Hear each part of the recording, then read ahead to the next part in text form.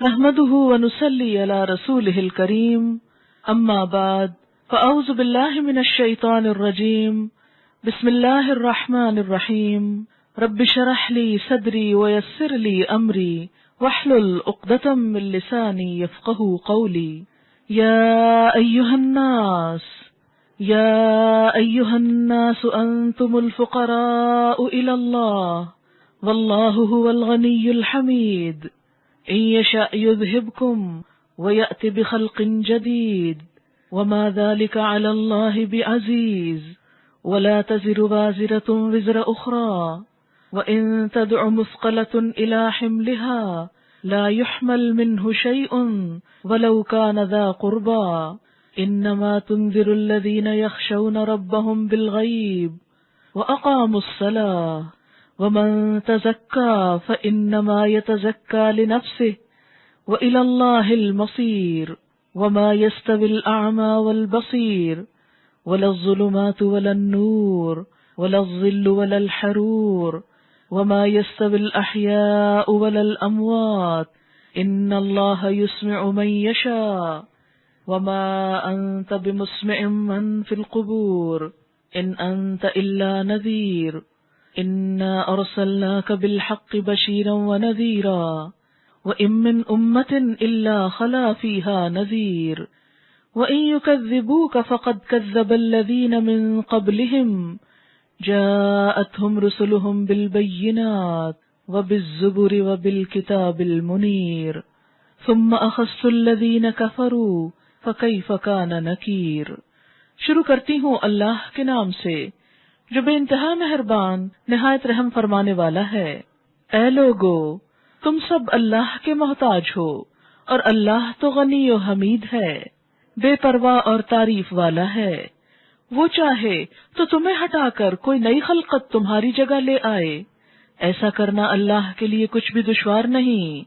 کوئی بوجھ اٹھانے والا کسی دوسرے کا بوجھ نہ اٹھائے گا، اور اگر کوئی لدا ہوا نفس اپنا بوجھ اٹھانے کے لیے پکارے گا تو اس کے بوجھ کا ایک ادنا حصہ بھی بٹانے کے لیے کوئی نہ آئے گا، چاہے وہ قریب ترین رشتہ دار ہی کیوں نہ ہو۔ اے نبی صلی اللہ علیہ وسلم، آپ تو صرف انہی لوگوں کو خبردار کر سکتے ہیں جو بن دیکھے اپنے رب سے ڈرتے ہوں اور نماز قائم کریں۔ جو شخص بھی پاکیزگی اختیار کرتا ہے اپنی ہی بھلائی کے لیے کرتا ہے، اور پلٹنا سب کو اللہ ہی کی طرف ہے۔ اندھا اور دیکھنے والا برابر نہیں، نہ تاریکیاں اور روشنی یکساں ہے، نہ ٹھنڈی چھاؤں اور دھوپ کی تپش ایک جیسی ہے، اور نہ زندے اور مردے برابر ہیں۔ اللہ جسے چاہتا ہے سنواتا ہے، مگر اے نبی صلی اللہ علیہ وسلم، آپ ان لوگوں کو نہیں سنا سکتے جو قبروں میں دفن ہیں۔ آپ تو بس ایک خبردار کرنے والے ہیں۔ ہم نے آپ کو حق کے ساتھ بھیجا ہے، بشارت دینے والا اور ڈرانے والا بنا کر، اور کوئی امت ایسی نہیں گزری جس میں کوئی متنبہ کرنے والا نہ آیا ہو۔ اب اگر یہ لوگ تمہیں جھٹلاتے ہیں تو ان سے پہلے گزرے ہوئے لوگ بھی جھٹلا چکے ہیں۔ ان کے پاس ان کے رسول کھلے دلائل اور صحیفے اور روشن ہدایات دینے والی کتاب لے کر آئے تھے، پھر جن لوگوں نے نہ مانا ان کو میں نے پکڑ لیا، اور دیکھ لو کہ میری سزا کیسی سخت تھی۔ یا ایھا الناس، اے لوگو، انتم الفقراء الی اللہ، تم سب محتاج ہو اللہ کے۔ انسان خواہ کوئی بھی ہو، عورت ہو یا مرد، بچہ ہو یا جوان، کالا ہو یا گورا، فقیر ہو یا بادشاہ، سب کے سب اپنی اصل کے اعتبار سے محتاج ہیں۔ وقتی طور پر اگر انسان کو کچھ مل بھی جاتا ہے تو وہ ہمیشہ اس کے پاس نہیں رہ سکتا۔ انسان اگر اپنے آغاز کی طرف نگاہ دوڑائے کہ وہ کس چیز سے پیدا ہوا، کتنی کمزوری کی حالت میں، کتنی بے بسی کی حالت میں وہ وجود میں آیا، ماں کے پیٹ میں وہ کس طرح اللہ کے رحم و کرم پر تھا، اس ذات نے اس کو جس طرح چاہا ڈھالا، جو صلاحیتیں، قدرتیں اور طاقتیں جتنی چاہیں عطا کی، یہ سب کچھ جب ماں کے پیٹ میں انسان کو مل رہا تھا، اور یہ کسی بھی انسان کے ساتھ ہے۔ دوسروں کی بجائے اگر ہم اپنے اپنے بارے میں غور کریں تو حقیقت زیادہ محسوس ہوگی کہ جب یہ سب کچھ جسے آج ہم استعمال کر رہے ہیں، اپنے جسم کی طاقتوں میں ہی سے یہ سب کچھ جب مل رہا تھا تو ہم سراسر اللہ کے رحم و کرم پر تھے۔ ہم تو اپنے لیے کچھ مانگنے کے لائق نہ تھے، کچھ فریاد نہ کر سکتے تھے، کچھ اپنی مرضی نہ بتا سکتے تھے۔ جو کچھ ملا اس کی عنایت سے، اس کے فضل سے۔ ہم تو صرف ضرورت مند تھے، اس نے دیا تو ہماری ضرورت پوری ہوئی، اس نے دکھایا تو ہم دیکھنے کے قابل ہوئے، اس نے سنوایا تو ہم سننے کے لائق ہوئے، اس نے زندگی بخشی تو ہم اس دنیا میں چلنے پھرنے کے لائق ہوئے۔ اگر کوئی بھی چیز وہ نہ دیتا تو ہم خود لانے کے قابل نہ تھے، اہل نہ تھے، ہم میں کوئی طاقت نہ تھی۔ دنیا میں آنے کے بعد بھی ہماری محتاجی اور بے کسی قابل دید تھی کہ ہم خود کھا پی نہ سکتے تھے، اپنی نجاست کو صاف نہ کر سکتے تھے، چلنے پھرنے کے قابل نہ تھے۔ کس طرح اللہ تعالیٰ نے آہستہ آہستہ وہ تمام طاقتیں ہم کو بخشیں جن کی وجہ سے آج ہم اس دنیا میں بھاگ دوڑ کر رہے ہیں، اس دنیا سے فائدے اٹھا رہے ہیں، اور آج بھی ہم اپنا سانس باقی رکھنے کے لیے اسی ہستی کے محتاج ہیں۔ اگر وہ زندگی نہ دے تو ہم کچھ بھی نہیں کر سکتے۔ انسانوں کی بنائی ہوئی ساری مشینیں فیل ہو کر رہ جائیں، جب اللہ تعالیٰ کی طرف سے سانس آنے کا حکم بدل جاتا ہے، جب فیصلہ تبدیل ہو جاتا ہے، انسان اپنی ضروریات کے لیے، بنیادی ضروریات کے لیے جو زندہ رہنے کے لیے ضروری ہیں، ان سب میں وہ اللہ کا محتاج ہے۔ اگر ہمارا دل دھڑکنا بند کر دے تو ہم کچھ بھی کرنے کے قابل نہ رہیں۔ اگر دماغ میں تھوڑا سا خلل آ جائے تو ہم سوچنے سمجھنے کے قابل نہ رہیں۔ ہمارے اندر سے بھوک اور پیاس تک کا احساس ختم ہو جائے، ہم اپنی ضروریات کو پورا کرنے کی حد مقرر نہ کر سکیں۔ اور جب انسان اس دنیا سے چلا جاتا ہے، قبر کے حوالے کیا جاتا ہے، تو اس کی محتاجی کچھ اور بڑھ جاتی ہے۔ جب تک زمین کی پیٹھ پر تھا تو کچھ نہ کچھ اختیار رکھتا تھا، کچھ نہ کچھ آزادی تھی، کچھ اپنی مرضی بھی کر سکتا تھا، لیکن جب قبر میں پہنچتا ہے تو اپنی ساری مرضی ختم ہو جاتی ہے، ساری طاقت چھن جاتی ہے، سارے اختیارات واپس چلے جاتے ہیں، ساری سرکشی اور سب کچھ ختم ہو کر رہ جاتا ہے، اور انسان پوری طرح اس چند فٹ کے گڑھے میں مکمل طور پر قید ہوتا ہے، سراسر بے بسی اور محتاجی۔ یا ایھا الناس، اے سب لوگو، انتم، تم سب، الفقراء، محتاج ہو، ضرورت مند ہو، الی اللہ، اللہ کے، وجود میں آنے کے لیے بھی، اس زمین پر زندہ رہنے کے لیے بھی، اور اس دنیا سے جانے کے بعد بھی۔ نہ صرف یہ کہ قبر میں، بلکہ اس کے بعد روز حشر میں بھی تم سب اس کی رحمت، اس کے عفو و کرم، اس کی عنایتوں کے محتاج ہو۔ تم اس کے بغیر نہ دنیا میں آ سکتے تھے، نہ یہاں سے فائدے اٹھا سکتے تھے، اور نہ اس دنیا سے جانے کے بعد اس سے کہیں بھاگ سکتے ہو۔ وہیں سے آئے ہو، وہیں واپس جانا ہے۔ بھلا اس کے بغیر، اس کی یاد کے بغیر، اس کے نام کے بغیر، اس کے شکر کے بغیر، اس سے تعلق رکھے بغیر، اس کے ہوئے بغیر، اس کے بندے بنے بغیر تمہاری خیر کہاں سے ہے؟ تمہاری نجات کہاں ہے؟ تم بھلا کس طرح اس سے بے نیاز ہو سکتے ہو؟ کس طرح اس سے اپنا تعلق کاٹ سکتے ہو؟ کس طرح اس سے بھاگ سکتے ہو؟ بھاگ تو دیکھو، کہیں چھپ کر تو دیکھو، جہاں کہیں تم جاؤ گے وہیں پر وہ ہوگا۔ موت تمہارے پیچھے لگی ہوئی ہے، فرار کا کوئی راستہ نہیں۔ اینما تکونوا یدرککم الموت۔ آج جب اللہ نے تم کو طاقت دی، صحت دی، جوانی دی، مال دیا، صلاحیتیں اور طاقتیں دی، تو تم اپنی زندگی میں اللہ کی کوئی ضرورت نہیں پاتے؟ کتنے دن یہ سب کچھ تمہارے پاس رہے گا کہ تم مجھ سے بے نیازی دکھاتے ہو؟ بے نیازی تو صرف اس کی صفت ہے، تمہاری نہیں ہو سکتی۔ تمہارے ساتھ تو محتاجی لگی ہوئی ہے۔ انتم الفقراء، تمہارے لیے اس کے بغیر کوئی چارہ نہیں، تمہارا اس کے بغیر کوئی گزارا نہیں کہ تم اس کی طرف متوجہ ہو جاؤ۔ اس کے آگے جھک جاؤ، اس پر توکل کرو، اس پر بھروسہ کرو، اس کا سہارا لو۔ واللہ هو الغنی الحمید، اور اللہ وہی بے نیاز تعریف والا ہے۔ وہ تمہارا ضرورت مند نہیں، نہ تمہاری عبادتوں کا، نہ تمہاری شکر گزاری کا، نہ تمہاری محبتوں کا، نہ تمہاری دعاؤں کا۔ اسے تمہاری ضرورت نہیں۔ تم سب کے سب اگر سب سے زیادہ اس کے شکر گزار بن جاؤ تو اس کو کچھ بھی فائدہ نہیں۔ تم سب اس کے نافرمان ہو جاؤ تو اس کو کوئی نقصان نہیں۔ تم سب سجدے میں پڑے رہو تو اس کی خدائی میں کوئی فرق نہیں آتا، کوئی اضافہ نہیں ہوتا۔ تم سب اس کو بھول جاؤ تو اس کو اس کی کوئی پرواہ نہیں۔ هو الغنی، کسی کی فرما برداری، کسی کی نافرمانی اسے نقصان نہیں دیتی۔ الحمید، وہ تعریف والا ہے اپنے کمالات کی وجہ سے، اپنی صفات کی وجہ سے۔ لہذا فائدہ اسی میں ہے کہ تم اس کی طرف رجوع کرو، تم اس کی طرف پلٹو۔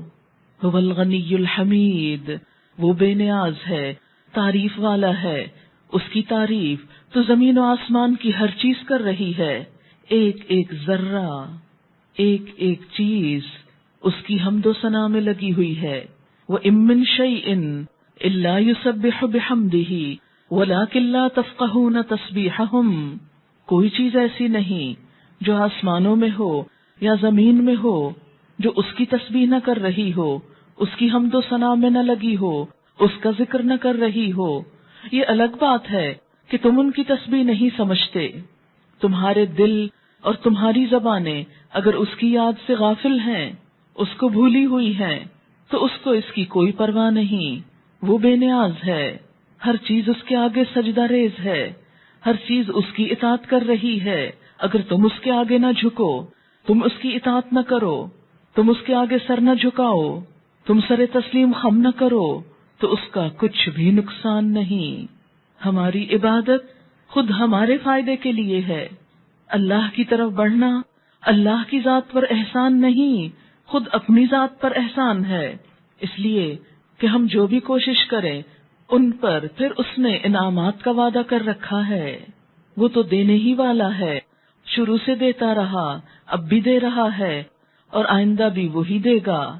لہذا عقل مند ہے وہ شخص جو اپنے دل کی خوشی کے ساتھ اس کی طرف توجہ کر لے، اس کا بندہ بن جائے، اس کے آگے اپنے دل، دماغ، سوچ، افکار، اپنی خواہشات، ہر چیز کو جھکا دے، خود کو اس کے حوالے کر دے۔ بالکل اسی طرح جیسے ابراہیم علیہ السلام نے کہا تھا جب اس کے رب نے اس سے کہا اسلم، جھک جا، اپنا آپ میرے حوالے کر دے۔ قال اسلمت لرب العالمین، تو اس نے کہا میں نے اپنا آپ رب العالمین کے حوالے کر دیا۔ ایک انسان نافرمانی کرے یا ساری مخلوق مل کے کرے، کوئی اس کو ہرا نہیں سکتا، اس پہ غالب نہیں آ سکتا، اس کو نقصان نہیں دے سکتا۔ وہ چاہے تو ایک لمحے میں تم سب کو بجھا کے رکھ دے۔ ان یشاء یذھبکم، اگر وہ چاہے تم سب کو لے جائے، ملیا میٹ کر دے، مٹا دے، تمہارا نام و نشان تک باقی نہ چھوڑے۔ وَيَأْتِ بِخَلْقٍ جَدِيدٍ، اور بالکل ایک نئی مخلوق پیدا کر دے، نئے لوگ لے آئے، نئے انسان بنا لائے جو اس کی عبادت کریں، اس کو راضی کریں، اس کی اطاعت میں لگ جائیں۔ انسان کبھی بھی اللہ کی نافرمانی کر کے، سرکشی کر کے، اس سے فرار حاصل کر کے یہ نہ سوچے کہ وہ اللہ کی ذات کو کچھ نقصان پہنچا سکتا ہے، ہرگز نہیں۔ اور اگر ہماری نافرمانی اور زیادتیوں کے باوجود وہ ہم کو چھوڑے ہوئے ہے، وہ ہم کو معاف کر رہا ہے، وہ ہم سے درگزر کر رہا ہے، تو اس کے اس ڈھیل دینے پر ہم اکڑ نہ جائیں، بگڑ نہ جائیں، اس کو بھول نہ جائیں اور یہ نہ سمجھیں کہ وہ ہمیں کچھ نہیں کر سکتا یا کچھ نہ کرے گا، وہ پوچھ نہیں سکتا۔ نہیں، وہ جب چاہے تم سب کو لے جائے، تمہارا خاتمہ کر دے اور نئے لوگ پیدا کر دے جو اس کی عبادت کرنے والے ہوں۔ وَمَا ذَلِكَ عَلَى اللَّهِ بِعَزِيزٍ، اور ایسا کرنا اللہ پر کچھ بھی مشکل نہیں۔ تمہیں لے جا کر، تمہیں ہٹا کر ایک نئی مخلوق کو لے آنا اس کے لیے کچھ مشکل نہیں، اس کا اس پر کچھ زور نہیں لگتا، اس کے لیے یہ سب کچھ بہت آسان ہے۔ لیکن یاد رکھو اگر تم اس کو بھولے تو اپنا نقصان کرو گے، اور یہ بھی یاد رکھو کہ جو کچھ تم یہاں کر رہے ہو، جو کچھ سمیٹ رہے ہو، قیامت کے دن اسے خود اٹھا کر اللہ کے حضور حاضر ہوگے۔ تمہارا بوجھ کوئی اور نہ اٹھائے گا، تمہارے گناہوں کی ذمہ داری کوئی اور نہ لے گا۔ وَلَا تَزِرُ وَازِرَةٌ وِزْرَ أُخْرَىٰ، کوئی بوجھ اٹھانے والا کسی دوسرے کا بوجھ نہ اٹھائے گا، کسی دوسرے کے کام نہ آئے گا۔ دنیا میں تو انسان دوسروں کے غم، دکھ، پریشانی میں کچھ نہ کچھ ڈھارس بندھا دیتا ہے، کچھ نہ کچھ کام آ جاتا ہے، کچھ نہ کچھ فائدہ پہنچا دیتا ہے۔ اگر کچھ کھو جائے، کچھ نقصان ہو جائے تو عزیز دوست رشتہ دار مل کر اس کو پورا کرنے کی کوشش کرتے ہیں۔ انسان بیمار ہو جائے تو اس کے علاج کی کوششیں ہونے لگتی ہیں، بھوک سے مرنے لگے تو کوئی نہ کوئی کھلانے کا انتظام کر دیتا ہے۔ لیکن ایک دن ایسا بھی آنے والا ہے کہ جب کوئی کسی کو نہ پوچھے گا، کوئی کسی کے گناہوں کے بوجھ کو نہ اٹھائے گا، کوئی کسی کے گناہوں کی ذمہ داری قبول نہ کرے گا، کوئی کسی کو اپنے نیک اعمال میں سے حصہ نہ دے گا۔ یوم یفر المرء من اخیہ وامہ وابیہ وصاحبتہ وبنیہ لکل امرئ منہم یومئذ شأن یغنیہ، جس دن انسان بھاگے گا اپنے ہی بھائی سے، اپنی ہی ماں سے، اپنے ہی باپ سے، اپنی ہی بیوی سے اور اپنے بیٹے سے۔ کیوں؟ اس لیے کہ ہر شخص پر خود ایسی حالت ہوگی، وہ خود ایسا پریشان ہوگا کہ اسے ہر دوسرا بھول جائے گا، کوئی کسی کی طرف نظر اٹھا کے نہ دیکھے گا۔ وَلَا يَسْأَلُ حَمِيمٌ حَمِيمًا، کوئی گہرا دوست، کوئی دلی دوست کسی دوست کو نہ پوچھے گا۔ دنیا میں تو دوستوں کی تکلیف پر انسان تڑپ اٹھتا ہے، لیکن قیامت کے دن کوئی نہ تڑپے گا، کوئی حال بھی پوچھنے نہ آئے گا، کوئی ترس بھی نہ کھائے گا۔ وَلَا تَزِرُ وَازِرَةٌ وِزْرَ أُخْرَىٰ، کوئی بوجھ اٹھانے والا کسی دوسرے کا بوجھ نہ اٹھائے گا۔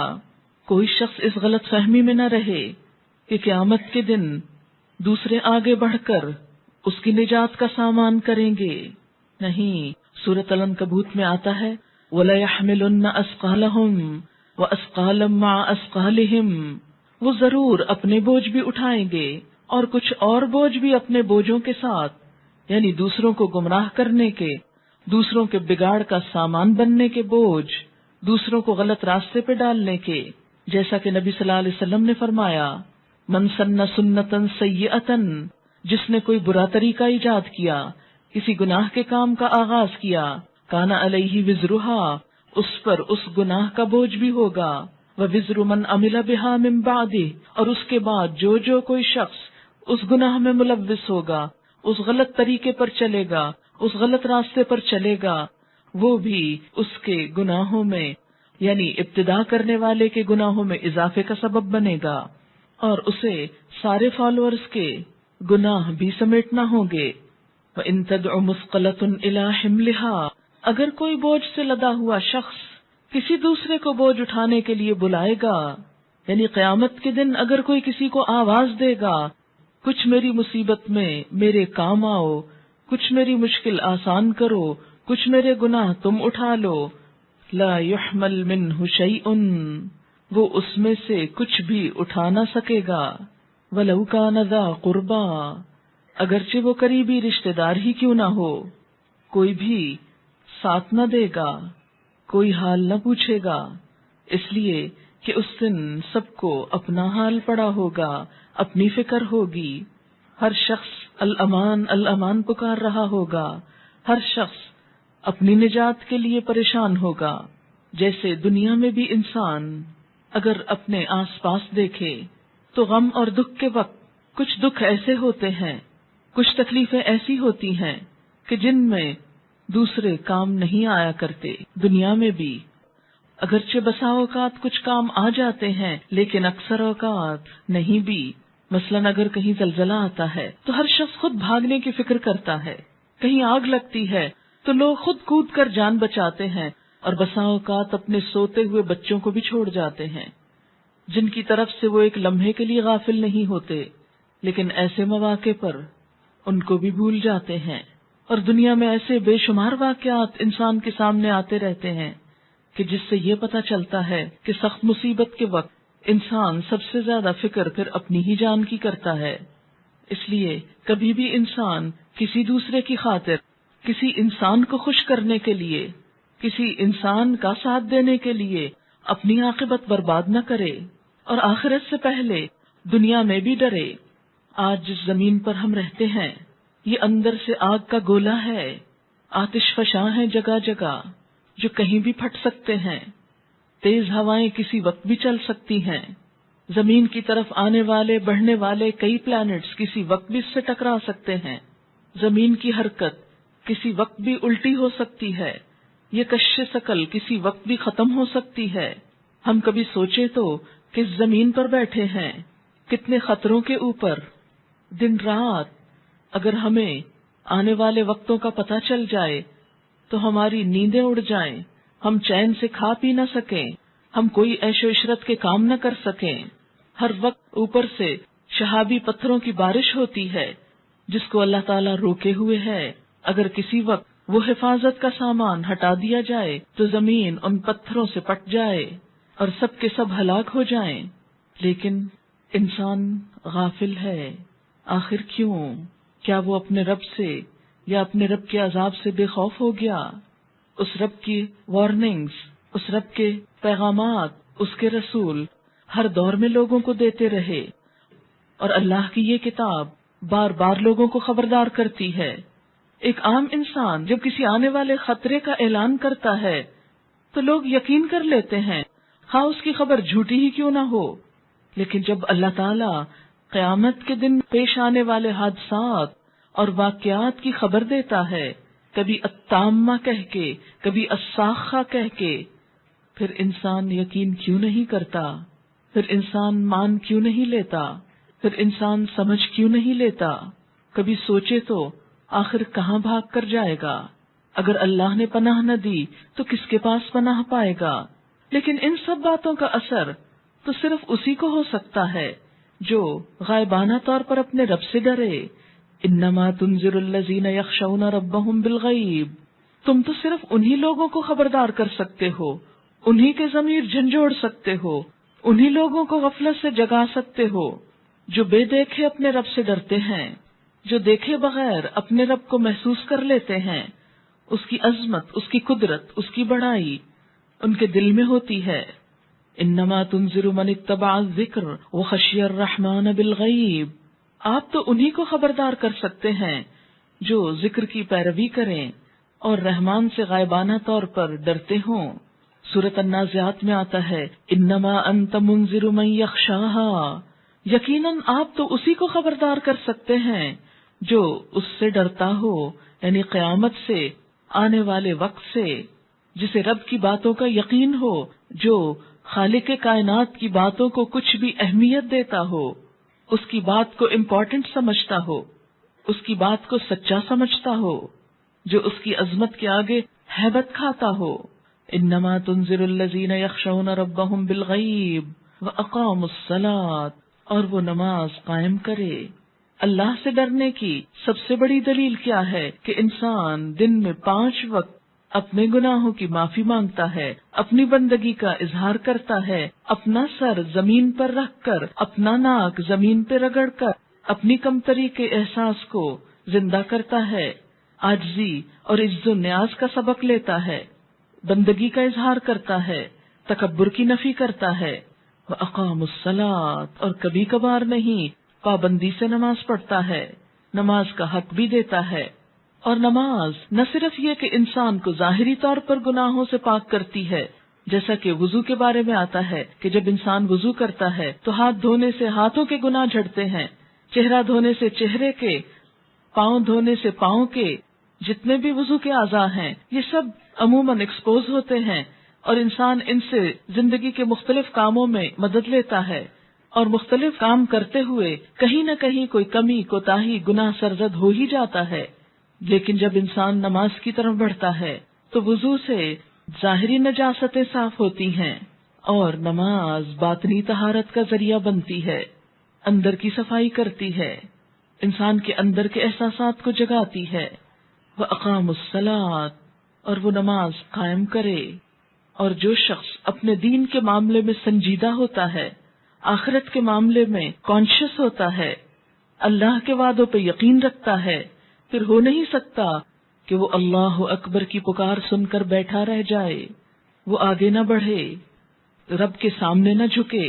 جب تو بلائے تو میں اپنی نیند چھوڑ سکتا ہوں، اپنا آرام چھوڑ سکتا ہوں، گپ شپ چھوڑ سکتا ہوں، دنیا کے سارے کام چھوڑ سکتا ہوں، اور اس مخصوص وقت میں تیری عبادت کے لیے حاضر ہوتا ہوں، تجھ سے اپنے عہد بندگی کو تازہ کرنے کے لیے۔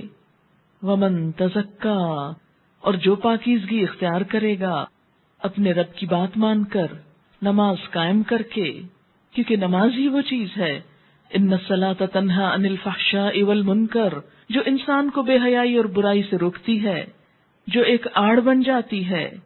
لہذا پاکیزگی حاصل کرنے کا ایک بہترین ذریعہ ہے، کچھ پاکیزگی وضو کے ذریعے، کچھ رب کے ذکر کے ذریعے، اور کچھ اس سے دعا مانگ کر، گناہوں کی معافی مانگ کر۔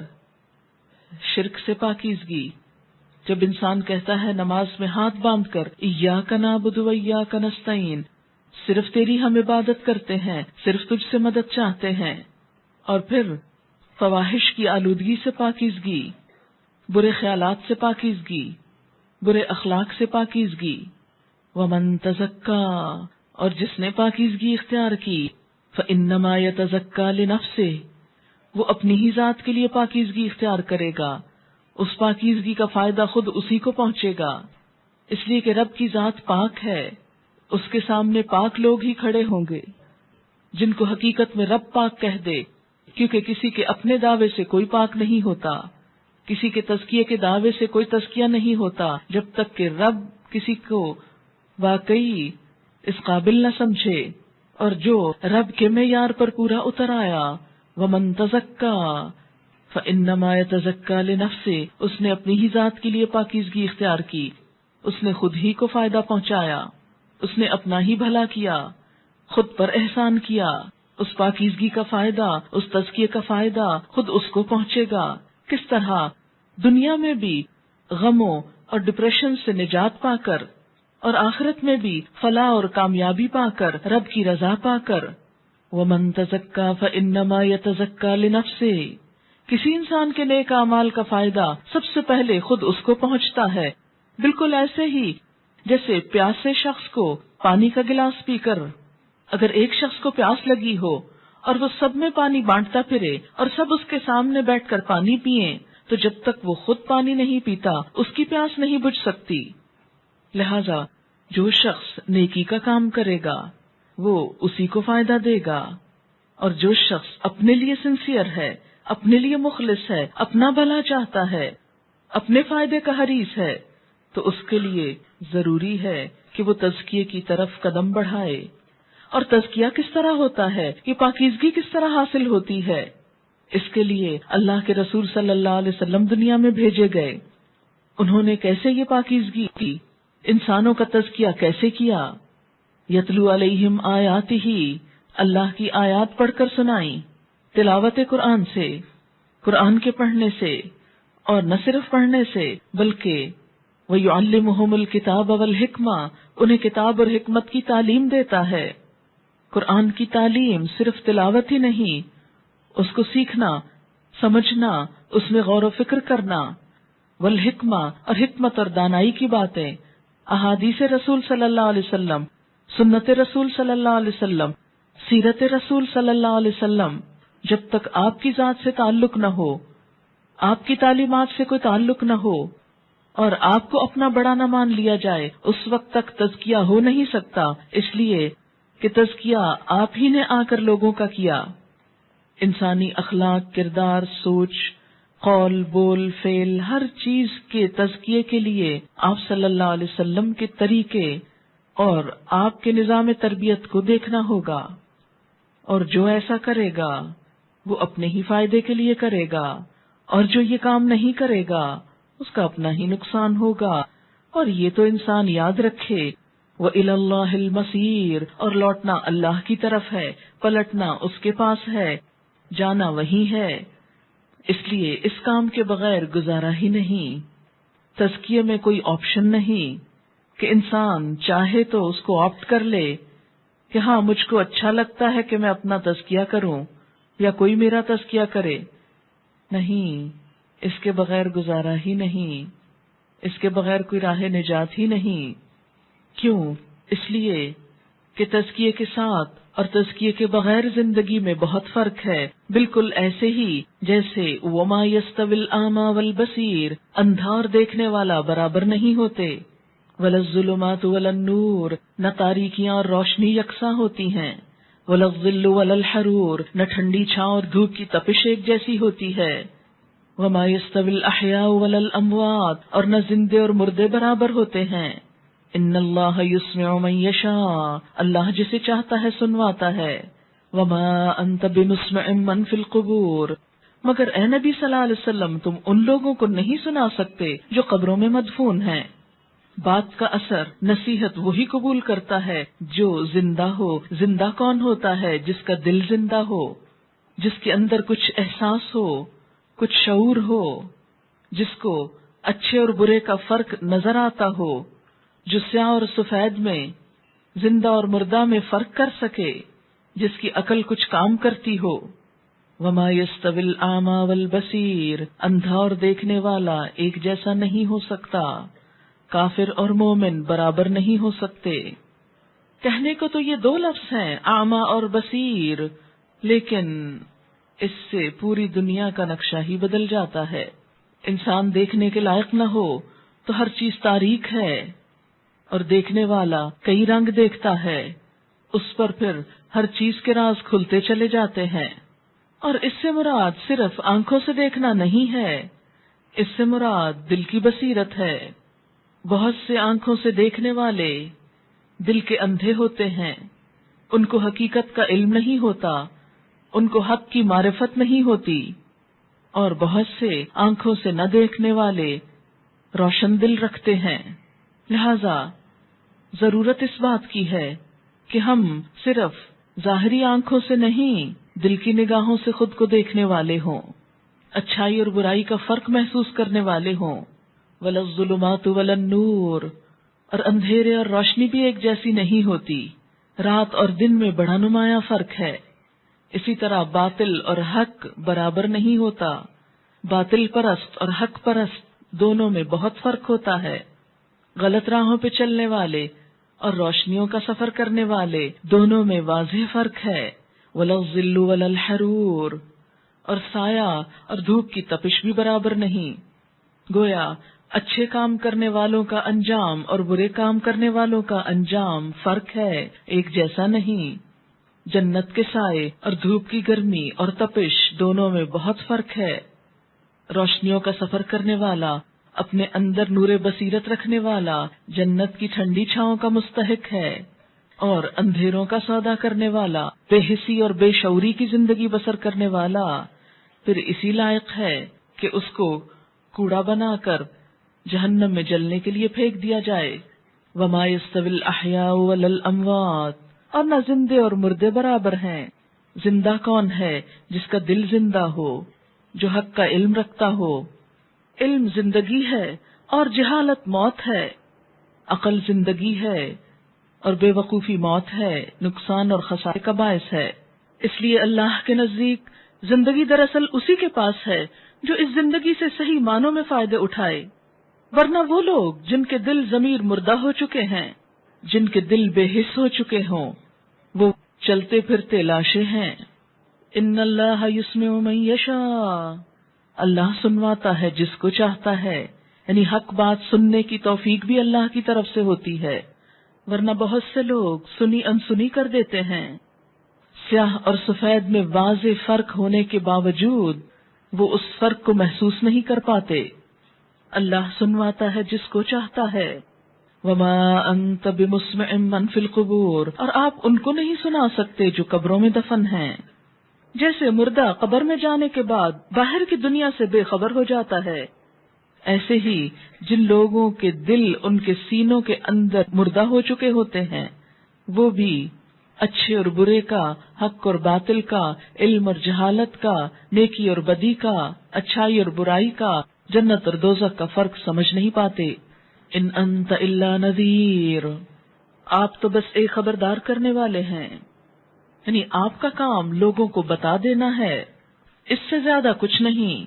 اگر بتانے کے بعد، سنا دینے کے بعد، حق پہنچا دینے کے بعد پھر کوئی ہوش میں نہیں آتا اور گمراہی میں بھٹکتا رہتا ہے، وہ روشنی کے ہوتے ہوئے اندھیرے میں رہنا پسند کرتا ہے، وہ حق نظر آ جانے کے باوجود باطل پر مطمئن ہے، وہ جنت کے راستے معلوم ہو جانے کے باوجود جہنم کی راہوں پہ چل رہا ہے، تو ایسے شخص کو پھر کوئی بھی سیدھے رستے پہ لا نہیں سکتا، سمجھا نہیں سکتا.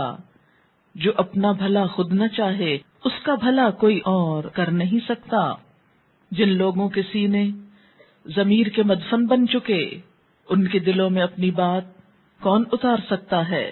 جو بات سننا ہی نہ چاہتے ہوں ان کے بہرے کانوں کو کون سنوا سکتا ہے؟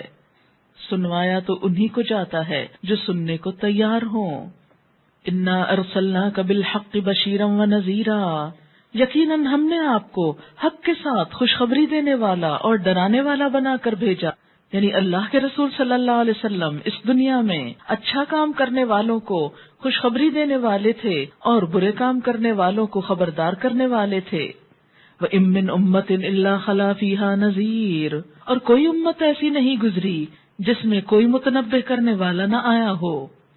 یعنی اللہ تعالیٰ نے انسانوں کی ہدایت کے لیے ہر دور میں سامان کیا، ہر دور میں ایسے لوگ آتے رہے جو لوگوں کو خبردار کرتے رہے، لیکن کم ہی لوگ تھے جنہوں نے حق کو قبول کیا. سورۃ رعد میں اللہ تعالیٰ فرماتے ہیں لِكُلِّ قَوْمٍ ہاد، ہر قوم کے لیے کوئی نہ کوئی ہادی ہوتا ہے، رہنما ہوتا ہے، راہ دکھانے والا ہوتا ہے. وَلَقَدْ أَرْسَلْنَا مِن قَبْلِكَ فِي شِيَعِ الْأَوَّلِينَ، ہم نے آپ سے پہلے گروہوں میں بھی رسول بھیجے. وَلَقَدْ بَعَثْنَا فِي كُلِّ أُمَّةٍ رَسُولًا، ہم نے ہر امت میں کوئی نہ کوئی رسول ضرور بھیجا. وَمَا أَهْلَكْنَا مِن قَرْيَةٍ إِلَّا لَهَا مُنذِرُونَ، کوئی بستی ہم نے ایسی ہلاک نہیں کی جس کے لیے خبردار کرنے والے نہ تھے. اس لیے کوئی شخص یہ نہیں کہہ سکتا کہ مجھے تو پتہ ہی نہیں کہ سچائی کیا ہے اور کہاں ہے. پیغمبر لائے، ان کی آمد کا پتہ لوگوں کو چلا، لیکن وہ دنیا کی زندگی میں اس قدر محو تھے کہ انہیں روزمرہ کی چیزوں سے اوپر بڑھ کر سوچنے کا موقع ہی نہ ملا. روزمرہ کی روٹین میں آگے بڑھ کر کچھ اور سوچنے کا خیال ہی نہ آیا، ضرورت ہی محسوس نہیں ہوئی. اگر ضمیر نے کبھی جھنجھوڑا تو تھپک کر اس کو سلا دیا. وَإِن يُكَذِّبُوكَ، اور اگر یہ لوگ آپ کو جھٹلاتے ہیں، فَقَدْ كَذَّبَ الَّذِينَ مِن قَبْلِهِمْ، تو ان سے پہلے گزرے ہوئے لوگ بھی جھٹلا چکے ہیں. جَاءَتْهُمْ رُسُلُهُمْ بِالْبَيِّنَاتِ وَبِالزُّبُرِ وَبِالْكِتَابِ الْمُنِيرِ، ان کے پاس ان کے رسول کھلے دلائل اور صحیفے اور روشن ہدایات دینے والی کتاب لے کر آئے تھے. یعنی ہر طرح کے دلائل لوگوں کو دیے گئے حق کو سمجھانے کے لیے، لیکن لوگ مان کر نہ دیے. ثُمَّ أَخَذْتُ الَّذِينَ كَفَرُوا، پھر میں نے پکڑ لیا ان لوگوں کو جنہوں نے کفر کیا تھا، انکار کرنے والوں کو میں نے پکڑ لیا. فَكَيْفَ كَانَ نَكِيرٌ، دیکھو میری پکڑ کیسی سخت تھی. ایک جدید تحقیق کے مطابق جب دنیا کے گزشتہ زلزلوں اور آفات کا حساب لیا گیا، ریسرچ کی گئی، تو پتہ چلا کہ تاریخ میں زلزلے زیادہ تر انہی علاقوں میں آئے ہیں جہاں انسانی بستیاں تھیں. جو زمین کے حصے خالی ہیں ان میں عام طور پر ایسی چیزیں نہیں دیکھنے میں آتی. تو یہ بات کیا بتاتی ہے؟ اس سے کس بات کا پتہ چلتا ہے کہ یہ زلزلے اور یہ آفات سماوی محض موسمی تبدیلیاں نہیں ہیں کہ بیٹھے بٹھائے کچھ گھومنے لگے اور کچھ ہلنے لگے. یہ دراصل اللہ کی طرف سے جھنجھوڑ ہوتی ہے، شعور بیدار کرنے کا ایک ذریعہ ہوتا ہے، اور وہ وقتاً فوقتاً بندوں کو دنیا میں یاد کراتا رہتا ہے. اور اس وقت، اس جھنجھوڑ کے وقت کوئی ایسا نہیں ہوتا جس کو اللہ یاد نہ آئے، لیکن انسان جو ہی اس کرائسس سے باہر آتا ہے پھر اسی کو بھول جاتا ہے. یاد رکھو لوگو، اگر پچھلی بستیاں پکڑی گئیں تو تمہاری نافرمانی تمہیں نہ پکڑوا دے. وہ بھی اللہ کی مخلوق تھی، تم بھی اللہ کی مخلوق ہو. وہ بھلا اپنی مخلوق میں فرق کیوں کرے کہ کچھ کو نافرمانی میں پکڑ لے اور کچھ کو نافرمانی کے باوجود چھوٹتے دے. اور اگر آج نہیں تو کل حساب ضرور ہونا ہے. عقل مند وہی ہے جو اس کی تیاری کر لے. الم ترا، کیا تم نے دیکھا نہیں، ان اللہ، کہ بے شک اللہ تعالی نے ہی، انزل من السماء ماء، آسمان سے پانی اتارا. بارش پر غور کرو. فاخرجنا به ثمرات مختلفا الوانها، ہم نے اس بارش کے ذریعے طرح طرح کے پھل نکالے جن کے رنگ مختلف ہیں. جیسے ایک مومن اور کافر میں فرق ہوتا ہے، جیسے زندہ اور مردہ کا فرق ہے، ایسے ہی یہ زمین ہر طرح کے اختلاف سے بھری پڑی ہے. پھلوں کے سائزز میں، ان کے رنگوں میں، ذائقوں میں اختلاف ہوتا ہے. ومن الجبال، پہاڑوں کی طرف دیکھو تو ان میں بھی طرح طرح کے رنگ ہیں. جددن، جددن جدتن کی جمع ہے، جس کا معنی ہے راستہ، لکیر. تو مراد اس سے کیا ہے کہ پہاڑوں میں مختلف قسم کی دھاریاں ہیں، لکیریں ہیں. بیدن، کچھ سفید ہوتی ہیں، وحمرن، سرخ بھی ہوتی ہیں. مختلف الوانھا، اور مختلف قسم کے ان کے رنگ ہوتے ہیں. یعنی صرف سرخ اور سفید ہی نہیں، طرح طرح کے رنگ. وغرابی بسود، اور کچھ تو کالے سیاہ پتھر ہوتے. اگر کالا ماربل دیکھا ہو آپ نے، اور ماربل کے کئی اور رنگ بھی، یہ سب کچھ کہاں سے نکلتا ہے؟ انسان تو نہیں رنگ ڈالتا، انسان تو نہیں بناتا، اللہ تعالیٰ نے ہی سب کچھ بنایا. یہ اس کی قدرت ہے. جس طرح انسان مختلف شکل اور مختلف رنگوں کے پیدا ہوتے، اسی طرح پہاڑوں کو توڑیے، اندر سے کھودیے تو رنگ رنگ کے پتھر نکلتے ہیں. غرابیب، غربیب کی جمع ہے، سخت سیاہ. اور سود بھی کالے کو کہتے ہیں، لیکن مزید اس کی تاکید ہے. غراب عربی میں کوے کو کہتے ہیں، کرو جو کالا ہوتا ہے، غراب. تو غربیب کہتے ہیں کالا سیاہ. اور سود، سودان اسی سے ہے، سودان جس کو آپ کہتے ہیں، کالے لوگوں کا ملک. وغرابی بسود، اور کالے سیاہ پتھر پہاڑوں کے. غور کرو یہ سب کچھ کس نے بنایا. ومن الناس، اور انسانوں میں سے. کہنے کو سب انسان، لیکن سب کی شکل مختلف، رنگ مختلف، کچھ گورے، کچھ کالے اور سیاہ کالے. اللہ کی قدرت. ایک ہی دھرتی کے اوپر بسا اوقات ایک ہی جیسی آب و ہوا بظاہر دیکھنے میں، لیکن رنگوں میں بے پناہ فرق، نقش و نگار میں بہت فرق. یہ سب کچھ کس کی قدرت ہے. والدواب بھی، اور جاندار، اینیملز وغیرہ، ان کے رنگ بھی مختلف. بندر کو دیکھیے، چمپینزی کو دیکھیے، ایک ہی نسل میں کئی کئی رنگ. والانعام، اور مویشی، دودھ دینے والے جانور جیسے بھیڑ، بکری، گائے وغیرہ. مختلف الوان، ان کے رنگ بھی مختلف ہیں. کذالک، اسی طرح. یہ مختلف مخلوقات میں جو زمین سے پیدا ہوتی ہیں، پتھروں کی شکل میں ہیں، جانوروں کی شکل میں ہیں، مویشیوں کی شکل میں ہیں، انسانوں کی شکل میں ہیں، ان سب کے اندر پائے جانے والے اختلاف پر غور و فکر کی دعوت دی جا رہی ہے. اسی طرح آیت کے دوسرے حصے میں کیا فرمایا؟ انما یخشی اللہ من عبادہ العلماء. حقیقت یہ ہے کہ اللہ کے بندوں میں سے صرف علم رکھنے والے لوگ ہی اس سے ڈرتے ہیں. مخلوق تو بہت ہے اللہ کی، کائنات تو بہت وسیع ہے، طرح طرح کی قسمیں ہیں مختلف چیزوں کی، ہر چیز میں بے پناہ ورائٹی ہے. لیکن ان سب میں افضل ترین مخلوق انسان، اور انسانوں میں افضل علماء. دنیا رنگا رنگ تضادات سے بھری ہوئی ہے. پتھروں کو دیکھیے تو ہیروں سے لے کے عام پتھروں میں اور قیمتی پتھروں میں بے پناہ رنگ اور شیڈز اور دھاریاں اور ڈیزائن اور سٹائلز، ایک ایک ہیرا لاکھوں میں. اسی طرح جانوروں کے اندر مختلف قسم کے جانور، ایک ایک جانور کی قیمت ہزاروں لاکھوں میں. اسی طرح پھلوں کے اندر مختلف چیزوں میں.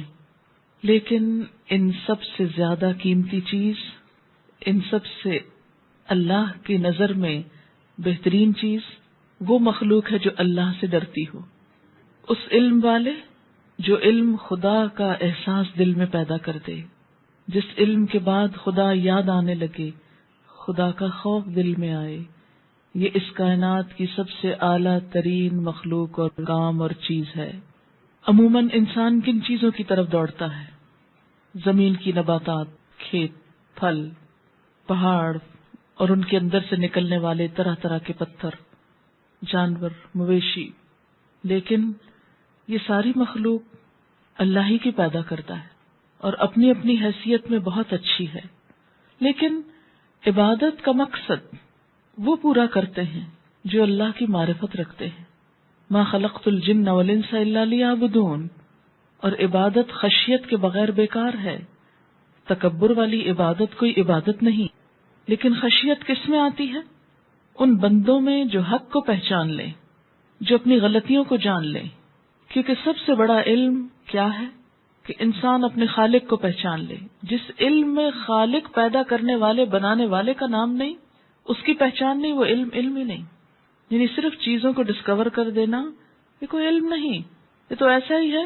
مثلاً آپ دیکھیے کہ کتاب اگر میرے سامنے ہے اور میں اس کے ورقے کھولتی چلی جاؤں تو مختلف رنگ اور مختلف ڈیزائن اور مختلف چیزیں تو سامنے آتی جائیں گی، لیکن اس سے حاصل کیا؟ کچھ بھی نہیں۔ یہ تو صرف انٹرٹینمنٹ ہے، انجوائمنٹ ہے۔ اچھا یہاں کیا ہے، یہ کیسا ہے، یہ کیسا ہے، جیسے ایک البم کی مختلف تصویریں دیکھ رہے ہوتے ہیں آپ، صرف انجوائے کرنے کے لیے، کوئی پرپز نہیں ہوتا ان کا۔ کیا حاصل ہوتا ہے؟ جس کی وہ ہوتی ہے اس کو تو کوئی انٹرسٹ ہوگا، تو دوسروں کو کیا اس سے؟ چونکہ اور زندگی میں کوئی تعمیری کام نہیں ہوتا، اس لیے انہی چیزوں سے دل بہلاتے رہتے ہیں، خود کو دیکھ کر ہی خوش ہوتے رہتے ہیں۔ تو یہاں کیا بتایا جا رہا ہے کہ مخلوقات تو بہت ہیں، ان گنت ہیں، ان کا علم، ان کو جاننا، ان کو ڈسکور کرنا، یہ بھی ایک فن ہے، لیکن صرف جاننا کوئی فائدہ نہیں دیتا جب تک کہ انسان ان کے بنانے والے کو نہ جانے۔ علم صرف مخلوق کو جاننا نہیں، علم مخلوق کے خالق کو جاننے کا نام ہے، اس کے بنانے والے کو جاننے کا نام ہے، اس کی پہچان اور اس کی قدر و قیمت پہچاننے کا نام ہے، اور اس کے بعد اپنے آپ کو جاننے کا نام۔ اور اپنے آپ کو جاننے میں کیا جاننا؟ کسی غلط فہمی کا شکار نہ ہونا، بلکہ یہ دیکھنا کہ میری غلطیاں کیا ہیں، مجھ میں کوتاہیاں کیا ہیں۔ اپنے بارے میں یہ علم سب سے مفید علم ہے، سب سے بہترین علم ہے۔ جو شخص یہ نہیں جانتا وہ لا علم ہے، وہ جاہل ہے، احمق ہے، جس کو اپنی غلطیوں کا پتہ نہیں۔ وہ خود اپنی خوش فہمی اور خوش خیالی میں خواہ کتنا ہی بہترین بنا پھرے، لیکن جو یہ نہیں جانتا کہ اس کی خامی کیا ہے اور اس کی اصلاح کیسے کرنا ہے، وہ کچھ بھی نہیں جانتا، وہ ایک بے شعور انسان ہے۔ تو اللہ سے کون ڈرتا ہے؟ کس علم کے بعد انسان خدا سے ڈرتا ہے؟ جو انسان کو رب کی معرفت دیتا ہے۔ جب رب کی تخلیق میں غور و فکر ہوتا ہے اور اس کے ذریعے سے انسان اپنے رب کو پہچانتا ہے اور رب کی بڑائی اس کے سامنے آتی ہے، تو فوراً عاجزی پیدا ہو جاتی ہے اس کے اندر۔ اور جس کو اپنی کمزوریوں، محتاجیوں، غلطیوں، عیبوں، خطاؤں کا پتہ چل جاتا ہے، پھر وہ رب سے ڈرنے لگتا ہے کہ پتہ نہیں کس چیز پہ پکڑ ہو جائے۔ یہی علم ہے نا جو ڈرنے کا سبب بنتا ہے۔ انہی لوگوں کو علماء کہا گیا۔ یعنی عالم کا مطلب یہ نہیں کہ جس نے کسی سبجیکٹ میں پی ایچ ڈی کی ہوئی ہو یا اس سے بڑھ کر کچھ اور جانتا ہو، دنیا کے کسی بھی سبجیکٹ میں یا دین کے کسی سبجیکٹ میں۔ عالم وہ نہیں جو پورا قرآن حفظ کر لے، عالم وہ بھی نہیں جو ساری احادیث کی کتابیں زبانی رٹ لے، وہ تو کمپیوٹر کے پاس آپ سے زیادہ ایکوریٹ حالت میں ہے۔ عالم وہ بھی نہیں جو بہت علوم و فنون کا ماہر ہو، عالم وہ ہے جو اس دنیا کی حقیقت سمجھ جائے، اس کے بنانے والے کو جان لے اور اپنی خطاؤں کا علم پا لے، جس کو اپنی کوتاہیاں نظر آنے لگیں۔ یہی علم خشیت کا سبب بنتا ہے، ورنہ تو خواہ دنیا کا علم ہو اور خواہ دین کا علم، ایون دین کا علم بھی ہو تو کچھ فائدہ نہیں جب تک اپنی خطاؤں کا علم نہیں، جب تک اندر عاجزی نہیں، جب تک اندر خشیت نہیں۔ اللہ نے علماء کی صفت کیا بتائی کہ وہ اللہ سے ڈرتے ہیں، اور ڈرتا وہی ہے نا جس کو حقیقت حال کا علم ہو۔ مثلا آپ دیکھیں کہ جس شخص کے اندر تھوڑی سمجھ ہوتی ہے نا، وہ چھت سے نیچے نہیں کودتا، وہ دیکھتے ہی ڈر جاتا، نہیں یہ تو کودنے کا مطلب ہے ہلاکت۔ لیکن اگر ایک شخص کا دماغ چل گیا ہو نا، اس کو ہوش ہی نہ ہو، عقل ہی نہ ہو، یا چھوٹا بچہ تو اس کو نہیں پتا ابھی کہ نیچے کودنے کا نتیجہ کیا ہوگا، تو وہ کیا کرے گا؟ اپنے خیال میں سپرمین بن کے کود جائے گا. خوش فہمی ہے نا اس کو کہ وہ اڑ سکتا ہے، کیونکہ اس نے جھوٹ موٹ اڑتے دیکھا ہے. تو انما یخشی اللہ من عبادہ العلماء. اور آپ دیکھیے کہ یہ بڑی بڑی کتابوں کا علم رکھنے والے ہی علماء نہیں ہوتے. عالمہ یا عالم کا کورس کرنے والے عالم نہیں کہلا سکتے.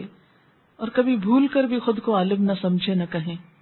کوئی کورس کسی کو عالم نہیں بناتا، اور نہ کسی کو یہ سرٹیفکیٹ دیتا کہ وہ عالمہ ہو گئی. نہیں، جب تک دل میں خدا کا خوف نہ آئے اور وہ خدا کا خوف زبان بند نہ کر دے غلط باتوں پر، جب تک دل میں خدا کا تقویٰ نہ آئے، تو محض ڈگریاں حاصل کرنے سے کوئی عالم کہلانے کا مستحق نہیں ہو جاتا. نہ یہ کوئی ٹائٹل ہے اور نہ ہی کسی سرٹیفکیٹ کو حاصل کر لینے کی بات ہے. حدیث پاک میں آتا ہے جنت کو جاننے والا بھی شوق میں سو نہیں سکتا، اور جہنم کا علم رکھنے والا بھی سو نہیں سکتا خوف کے مارے. سونے سے مراد ہے کہ پھر غافلوں کی طرح زندگی نہیں بسر کر سکتا. تو بہت کانشیس ہو جاتا ہے یہ کام نہیں، یہ نہیں کر سکتا، کسی قیمت پہ نہیں کر سکتا، اس لیے کہ نتیجہ بڑا بھیانک ہے. اور یہ کام تو کر کے چھوڑنا ہے، اس لیے کہ جنت کا شوق ہے، سونے نہیں دیتا. جنت کے بالا خانے جو شیشے والے ہوں گے، آسان الفاظ میں، وہ ان لوگوں کے لیے نا جو اس وقت نماز پڑھیں جب لوگ سوتے ہیں. اس وقت کون اٹھ سکتا ہے؟ کون اس وقت نماز پڑھ سکتا ہے؟ وہی جس کے دل میں جنت کا شوق لگ جائے، ورنہ نہیں اٹھا جا سکتا، کیونکہ جنت کا چاہنے والا سو نہیں سکتا، غافل نہیں ہو سکتا. تو عالم کون ہے؟ جو حقیقی نفع نقصان پہچاننے لگ جائے، جس کے اندر اپنے انجام کی فکر لگ جائے. فکر پتہ نہیں کیا بنے گا میرا، بالکل اس سمجھدار طالب علم کی طرح جو سب کچھ پڑھ چکنے کے باوجود، یاد کر لینے کے باوجود فکر مند رہتا ہے. پتہ نہیں پرچہ کیسے ہوگا، پتہ نہیں میں جواب دے سکوں گا یا نہیں دے سکوں گا. کبھی بھی مطمئن ہو کے نہیں بیٹھ جاتا کہ مجھے سب آتا ہے، مجھے کوئی فکر نہیں کیسا امتحان ہے، جیسا چاہے ہو جائے. کبھی نہیں کہہ سکتا. اصل عالم وہ ہوتے ہیں جو بڑی سے بڑی نیکی کر کے بھی کبھی غرور اور تکبر کا شکار نہیں ہوتے، کبھی بے خوف نہیں ہوتے، بلکہ وہ خوف میں رہتے ہیں کہ ابھی معلوم نہیں کتنی کمی ہے، ابھی تو بہت کچھ کرنے والا ہے. اور پھر یہ خشیت اللہ کی محبت کو بھی جنم دیتی ہے، اور یہ خشیت اس پر ایمان لا کر ہی پکی ہوتی ہے. یہی چیز پھر انسان کے عمل کی راہیں کھولتی ہے.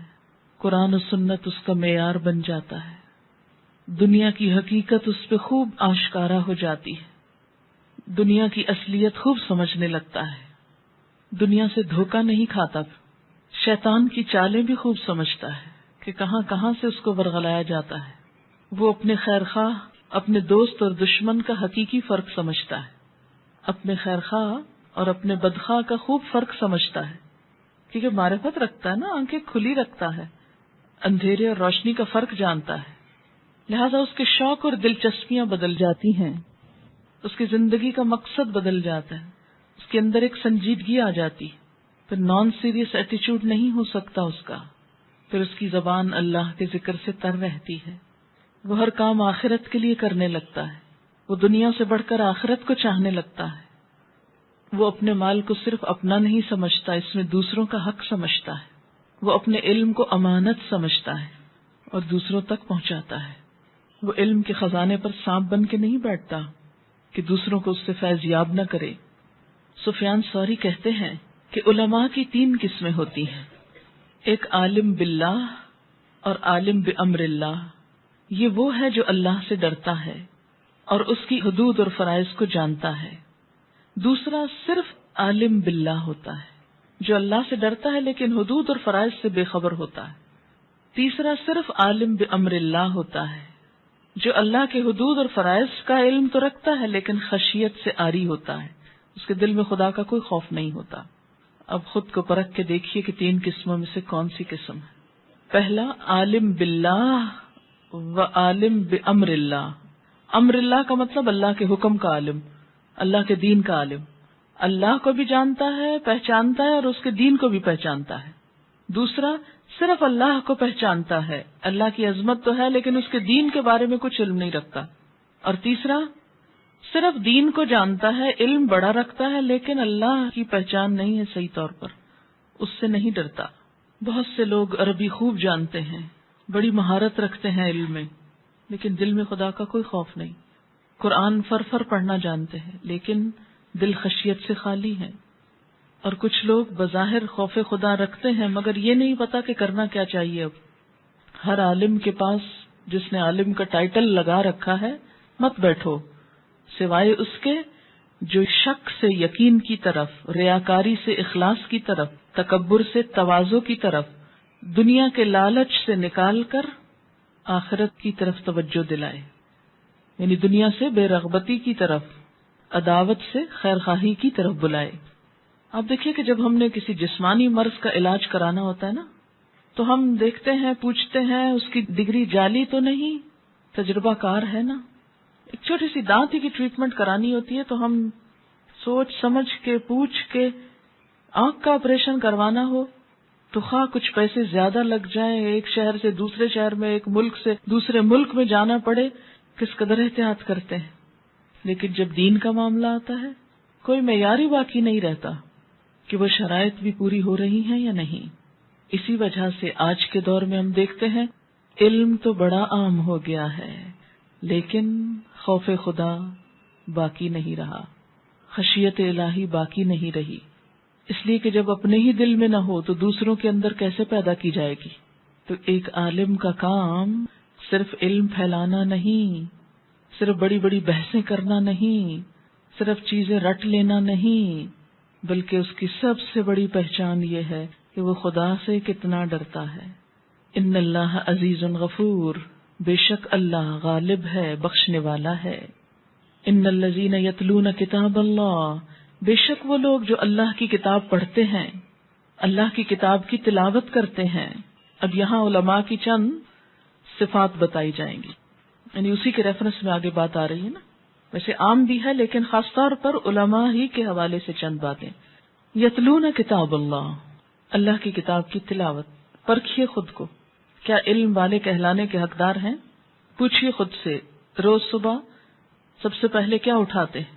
اللہ کی کتاب یا کچھ اور کھلتا ہے؟ یتلون کتاب اللہ واقاموا الصلاۃ، اور نماز قائم کرتے ہیں، وانفقوا مما رزقناہم سرا وعلانیہ، اور خرچ کرتے ہیں اس میں سے جو ہم نے ان کو رزق دیا، چھپ کر بھی دکھا کے بھی۔ یعنی صرف لوگوں کو خرچ کرنے کا اور صدقے خیرات کا حکم نہیں دیتے، خود بھی کرتے ہیں، اپنی جیب سے بھی نکالتے ہیں۔ وہ صرف چندہ مانگنے والے نہیں ہوتے، پہلے اس میں خود ڈالنے والے ہوتے ہیں۔ وَأَنفَقُوا مِمَّا رَزَقْنَاهُمْ، اس میں سے جو دیا ہم نے ان کو، سرًا، چھپا کے، پوشیدہ، خفیہ، اندھیرے میں، رات کو، وعلانیہ، اور کبھی دکھا کے بھی، بتا کے بھی، تاکہ دوسروں کو بھی خیال آئے۔ اور خصوصاً فرائض اور واجبات، یرجون تجارتاً، وہ ایک ایسی تجارت کے امیدوار ہیں، لن تبور، جس میں گھاٹا ہے ہی نہیں، جس میں خسارہ ہونا ہی نہیں، جس میں کوئی نقصان نہیں۔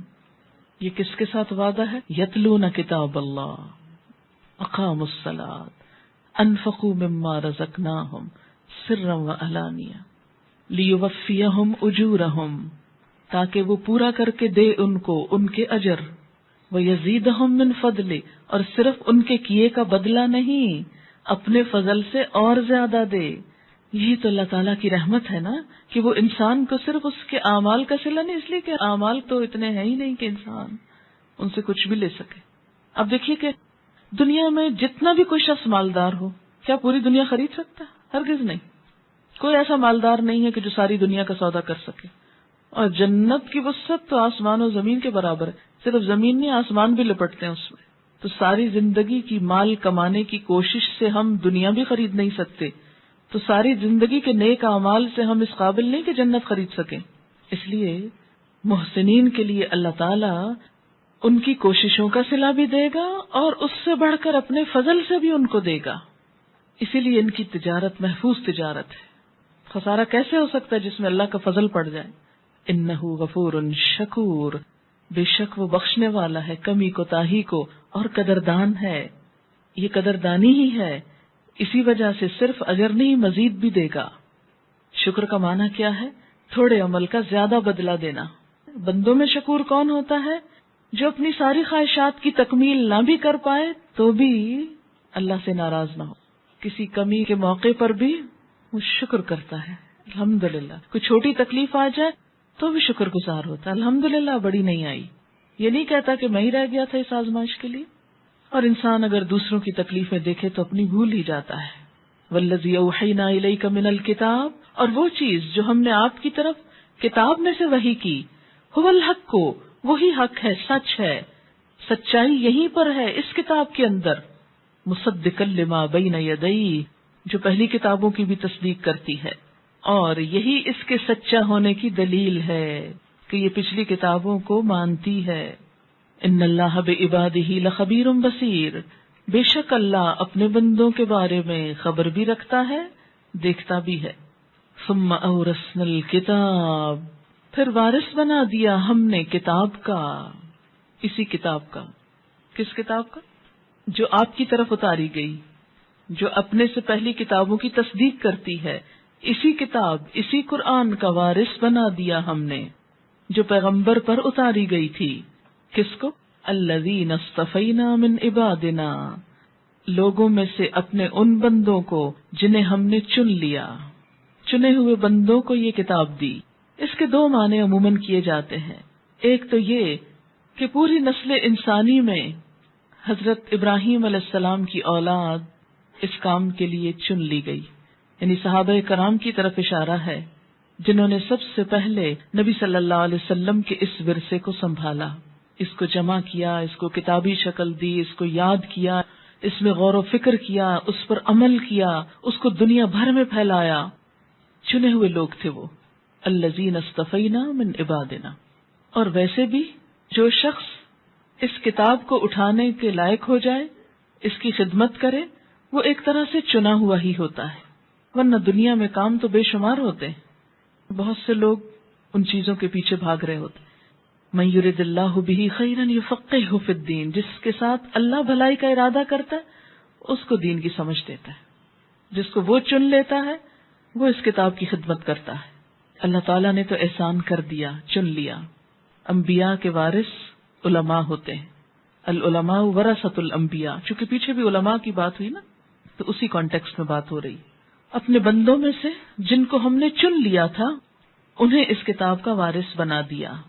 وارث کیا ہوتا ہے؟ جیسے دوسرے لفظوں میں خلائف آتا ہے، جانشین، یعنی ایک کے بعد ایک آ رہا ہے جو اس کتاب کو اٹھاتا ہے۔ لیکن ان چنے ہوئے بندوں کی بھی کئی قسمیں ہیں۔ فمنہم ظالم لنفسہ، ان میں سے بعض اپنی جان پہ ظلم کرنے والے ہوتے ہیں۔ اب اس بات کو خود پر لے کر دیکھیے، یہ اللہ کا احسان تھا نا، اس نے پورے شہر میں سے ہم کو چن لیا کہ ہم اور کاموں کو نمبر 2 لے جائیں اور اس کتاب کو اٹھا لیں اور دن رات پڑھیں اور یاد کریں اور اسی کی فکر کریں اور اسی کے ساتھ لگے رہیں۔ اس نے چنا نا، ہم نے تو کچھ نہیں تھا، ہم تو معلوم نہیں کن کاموں میں لگے ہوئے تھے۔ اس نے ہمارے لیے یہ راستہ کھولا، اس نے یہ راستہ دکھایا۔ کبھی زندگی کے پلٹنے والے اوراق کو پلٹ کر پیچھے تک لے جائیے، کل تک کیا تھا ہماری پرائرٹیز میں سے، کیا لکھا جا رہا تھا، دن رات کن کاموں میں گزر رہے تھے، اور وہ ورق پلٹ کر کیا لکھا جانے لگا۔ ہم نے تو یہ سب کچھ سوچا بھی نہ تھا، یہ تو اس نے چن لیا۔ لیکن اس نے تو انعام کیا، مگر ہم نے کیا کیا؟ یہ ہم اب کس گروہ میں ہیں؟ چنے جانے کے بعد فمنہم، ہم کی ضمیر کس کی طرف جاتی ہے؟ چنے ہوئے بندوں کی طرف۔ فمنہم ظالم لنفسہ، ان میں سے بعض اپنی جان پر ظلم کرنے والے، قرآن پڑھنے کے باوجود فرائض میں کوتاہی کرنے والے، حرام چیزوں کا ارتکاب کرنے والے، نیکی میں پیچھے رہنے والے۔ ظالم کون ہوتا ہے؟ جو کسی چیز کو اس کا حق نہ دے، اپنی جان کے اوپر ظلم کرنے والے، یعنی قرآن کو، اس کتاب کو، الکتاب کو اس کی ڈیو رسپیکٹ دینے والے نہیں، اس کے حق میں کمی کرنے والے۔ اور وہ کیسے ہوتی ہے؟ جب انسان اس پر عمل نہیں کرتا۔ ومنہم مقتصد، اور کچھ تھوڑا آگے بڑھ کے درمیانہ آہستہ آہستہ چال چل رہے ہیں، کچھ چیزیں کر لیتے ہیں، کچھ چھوڑ دیتے ہیں، ڈرتے ڈرتے لوگوں کے خوف سے کچھ چھوڑ دیا اور کچھ اللہ کے خوف سے پکڑ لیا. دو رنگی کا شکار ہے، نہ پورے ادھر ہیں نہ پورے ادھر ہیں، مقتصد بیچ کی راہ چل رہے ہیں، نہ سڑک کے ایک کنارے نہ دوسرے کنارے، نہ پورے دیندار کہلا سکیں نہ دنیا دار کہلا سکیں. وَمِنْهُمْ سَابِقٌ بِالْخَيْرَاتِ بِإِذْنِ اللَّهِ، اور کوئی اللہ کے اذن سے، اللہ کی توفیق سے، اللہ کی دی ہوئی طاقت سے نیکیوں میں دوڑ لگانے والے ہیں. سابق آگے جانے والے ہیں، کسی سے نہیں ڈرتے، کسی بات کی فکر نہیں، کسی کا غم نہیں، کسی کا خوف نہیں، کسی چیز کی پرواہ نہیں، نہ دنیا کے جانے کی، نہ جان جانے کی، نہ کسی اور چیز کی. سابقم بالخیرات، ان کا ٹارگٹ بس ایک ہی ہے کہ نیکیوں میں سب سے آگے بڑھ جائیں، صرف نمبروں میں نہیں. سابقم بالخیرات، بھلائیوں میں، نیکیوں میں، اچھائیوں میں، رب کے پسندیدہ کاموں میں، اس کو خوش کرنے والے کاموں میں دوڑ رہے ہیں. اور صرف دوڑ نہیں رہے، آگے بڑھنے والے ہیں، اور اس کی توفیق بھی اللہ دیتا ہے. سابقم بالخیرات ذالک ھو الفضل الکبیر، یہ ہے وہ بڑا فضل کہ کسی کو دوڑنے کا شوق لگ جائے. اور جب انسان دوڑتا ہے تو سارے دوسرے بوجھ اتار پھینکتا ہے، حتیٰ کہ کپڑے بھی مختصر کر لیتا ہے کہ یہ نہ آڑے آئیں، مجھ کو تو کسی اور راستے میں دوڑنا ہے. وہ زندگی کی ضروریات اور کاموں کو مختصر کر لیتا ہے. دین اس کی پرائرٹی بن جاتا ہے، اس کا سب سے پہلا شوق بن جاتا ہے. یہی سب سے بڑا فضل ہے. ذالک ھو الفضل الکبیر، کیونکہ اس کے لیے کیا ہے؟ جنات عدن، ہمیشہ کے باغ ہیں جو کبھی خزاں میں تبدیل نہ ہوں گے، جو کبھی بے رونق نہ ہوں گے، جو کبھی مرجھائیں گے نہیں پھول. ہمیشہ کے باغات جو کبھی ختم نہ ہوں گے، کبھی ہاتھ سے نہ جائیں گے، وہاں سے کبھی نکلنا نہ ہوگا، ان کو کبھی چھوڑنا نہ ہوگا. یدخلونہا، جن میں وہ داخل ہوں گے. یحلون فیہا من اساور من ذہب، سونے کے کنگنوں میں سے پہنائے جائیں گے. وہاں انہیں سونے کے کنگنوں سے آراستہ کیا جائے گا. وَلُؤْلُؤًا، اور ان پر موتی لگے ہوئے ہوں گے، موتی جڑے ہوئے ہوں گے، خوبصورت زیورات سے آراستہ. وَلِبَاسُهُمْ فِيهَا حَرِيرٌ، اور ان کا لباس اس میں ریشم کا ہوگا، پیور سلک. وَقَالُوا، اور وہ کہیں گے الحمد للہ الذی اذهب عنا الحزن، شکر ہے اس خدا کا جس نے ہم سے غم کو دور کر دیا. ساری فکریں آج ختم ہو گئیں، سارے غم دور ہو گئے، ساری پریشانیاں دور ہو گئیں. ہم اپنی منزل پہ دوڑتے دوڑتے آ پہنچے، ہم ساحل پہ آ لگے، ہم ٹھکانے پہ پہنچ گئے، ہم نے اصل منزل کو پکڑ لیا. ان ربنا لغفور شکور، یقیناً ہمارا رب بخشنے والا بھی ہے، قدردان بھی ہے. اس نے ہماری اس راہ کی کوتاہیوں کو معاف کر دیا اور ہمارے چھوٹے سے ٹوٹے پھوٹے عمل کو قبول کر لیا. وہ بڑا ہی قدردان ہے. وآخر دعوانا ان الحمد للہ رب العالمین. یہاں کسی نے لکھ کر بھی بھیجا کہ اللہ تعالیٰ آپ کو جزائے خیر دے. اللہ کے حکم سے آپ نے لفظ علماء کا نیا معنی سمجھایا ہے. ذمہ داری کا احساس اور زیادہ ہو رہا ہے. یہ ماڈسٹی یا کثر نفسی نہیں، مگر میں اور ہم میں سے ہر ایک جانتا ہے کہ ہمارے اندر کتنا گھٹیا پن چھپا ہوا ہے. کہاں کہاں ہم انسانیت کی سطح سے بھی گر جاتے ہیں، کہاں ہمارا مقصد آنسوں سے اللہ کو راضی کرنا ہے، اور کس وقت وہ باریک سی لکیر پھلانگ کر ہم دوسروں کو امپریس کرنے کی راہ پہ چل پڑتے ہیں. یعنی یہ بہت اہم نقطہ ہے نا کہ ہم نکلتے ہیں ایک نیک کام کو، لیکن اس میں ہی ہماری نیتیں جب خراب ہونے لگتی ہیں تو ہم کسی اور راستے کی طرف چل پڑتے ہیں. ہم میں سے اکثر اس وقت زندگی کے بڑے ڈیسائسو دور سے گزر رہے ہیں. دعا کریں کہ ہم صرف لوگوں کو امر بالمعروف نہ کریں، دوسروں کی غلطیوں سے زیادہ ہم کو اپنی غلطیاں نظر آئیں. آمین. کسی نے ایک اچھی مثال بھیجی تھی، یہ اسی سورۃ فاطر ہی کی کچھ آیات، وَفَمِنْهُمْ ظَالِمٌ لِنَفْسِهِ وَمِنْهُمْ مُقْتَصِدٌ وَمِنْهُمْ سَابِقٌ بِالْخَيْرَاتِ. کہ مثلاً اگر آپ کو کوئی سفر طے کرنا ہو، ہم سب ایک سفر ہی طے کر رہے ہیں نا اس زندگی کا، کہاں پہنچنے کے لیے؟ آخرت کی منزل تک. تو یہ جو سفر ہم طے کر رہے ہیں، اس میں ہم دیکھیں کہ ہم نے سڑک کس طرح کی اختیار کی ہے. انہوں نے لکھا ہے کہ ایک ٹوٹی پھوٹی سڑک ہوتی ہے، اور ایک سڑک ہوتی تو مناسب ہے لیکن جگہ جگہ سٹاپ پہ لوگ رک جاتے ہیں، بسیں سٹاپس پہ رکتی ہیں. اور ایک موٹر وے ہوتی ہے جس پہ کوئی سٹاپ نہیں ہوتا، اسموتھ سڑک ہوتی ہے. تو مقتصد کیا ہیں؟ جو جگہ جگہ رک جاتے ہیں، اور سابقوں بالخیرات کے ہیں جیسے موٹر وے پہ اسٹریٹ جانے والے. تو یہ ایک بہت خوبصورت مثال ہے جس سے ہم اس بات کو سمجھ سکتے ہیں کہ آخرت کا سفر ہم کرنے کے لیے کیا ذریعہ، کیا طریقہ اور کیا چیز اختیار کیے ہوئے ہیں. دنیا میں جب ہم کو کوئی سفر کرنا ہوتا ہے تو ہمارا کیا دل چاہتا ہے؟ تیز ترین، تیز رفتار اور محفوظ ترین سفر کا. ہاں، لیکن آخرت کے لیے ہم عموماً اس چیز کا دھیان نہیں رکھتے. وآخر دعوانا ان الحمد للہ رب العالمین. سبحانک اللہم وبحمدک نشہد ان لا الہ الا انت نستغفرک ونتوب الیک. والسلام علیکم ورحمۃ اللہ وبرکاتہ.